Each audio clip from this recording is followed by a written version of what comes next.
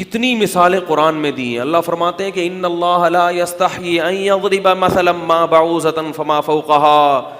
اللہ اپنی طاقت اور قدرت کے لیے مچھر اور اس سے بھی گھٹیا جانوروں کی مثال دینے سے حیا نہیں کرتا, اس لیے کہ وہ دیکھنے میں گھٹیا ہیں, مچھر ہے, لیکن ذرا اس پہ تحقیق کر کے دیکھو لیبارٹری میں, تمہیں مچھر میں اللہ کی طاقت اور قدرت کے سینکڑوں نمونے نظر آئیں گے.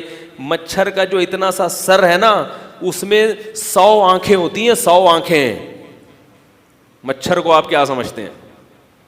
مچھر جو ہے نا, مچھر, اس کی کتنی آنکھیں ہیں؟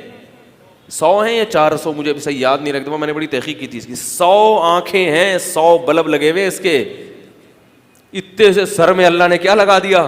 100 آنکھیں لگا دی.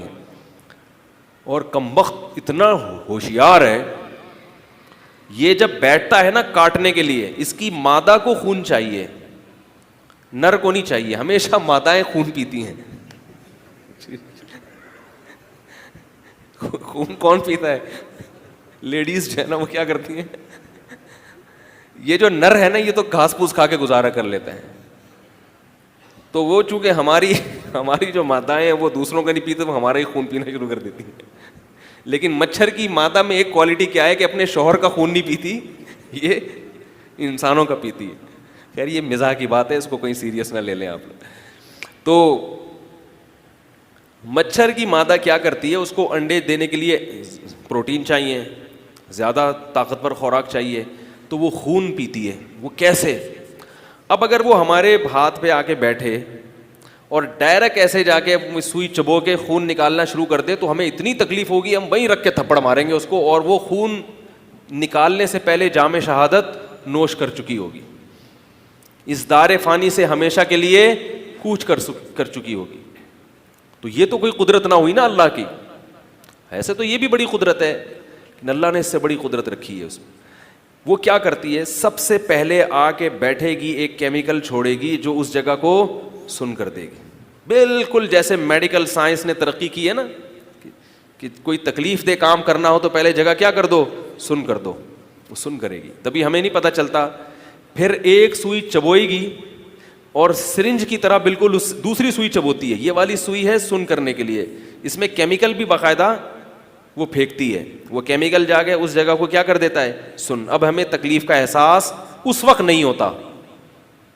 پھر وہ دوسری سرنج, دوسری نوک نکالتی ہے سونڈ کی طرح, اور وہ اس میں داخل کرے گی, اور ایسے کر کے خون سک کر کے سک کرے گی, اور پی کے کیا بن جائے گی. بعض دفعہ اتنی مسٹنڈی ہو جاتی ہے, مچھر کی جو مادہ ہے وہیں اسے اڑا ہی نہیں جا رہا ہوتا. اب یہ جو ہمیں بعد میں سوجن ہوتی ہے نا, اچھا پھر وہ ایک کیمیکل چھوڑتی ہے جس سے خون جم جاتا ہے. ورنہ اگر وہ خون نکال کے چلی جائے تو خون نکل کے ہمارا بہنا شروع ہو جائے, جو ہمارے لیے بہت نقصان دہ ہوگا. تو وہ کیا ہوتا ہے, خون بند. تبھی مچھر خون نکالتا ہے تو خون بہتا نہیں ہے, وہ وہیں بند ہو جاتا ہے. تو اب وہ مادہ کیا کرتی ہے کہ اب تھوڑی دیر بعد جو ہمیں تکلیف ہوتی ہے نا, یہ اس سرنج کی وجہ سے جو سوراخ ہوا ہے اس سے نہیں ہوتی, یہ جو اس نے سن کرنے کے لیے کیمیکل چھوڑا تھا نا, اس کیمیکل کی بعد میں ہمیں سوجن محسوس ہوتی ہے.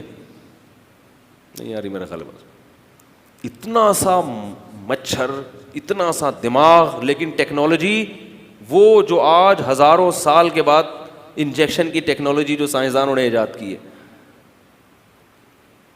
ایک ایک جانور کی اللہ الگ الگ مثال دیتے ہیں قرآن مجید میں, الگ الگ مثال دیتے ہیں. اور سورہ ملک میں اللہ نے ایک اوور آل ایک کائنات کی مثال دی کہ تم ایک ایک ذرے پر غور کرو گے تمہیں اس میں عیب نظر نہیں آئے گا. اگر عیب نظر آتا ہے تو وہ کیا ہوتا ہے اس کو میں پہلے ایک بیان میں تفصیل سے بتا چکا ہوں. تو اس لیے اللہ نے فرمایا, اگلی آیات میں دھمکی دی ہے, فرمایا یہ دلائل اگر تمہاری سمجھ میں نہیں آتے ہمارے وجود کے, ہماری توحید کے, ہمارے دین کے برحق ہونے کے, تو پھر اللہ یہ کہنے میں حق بجانب ہے, وَلِلَّذِينَ كَفَرُوا بِرَبِّهِمْ عَذَابُ جَهَنَّمَ, جو لوگ اپنے رب کے ساتھ کفر کریں گے ان کے لیے جہنم کی آگ کا عذاب ہے.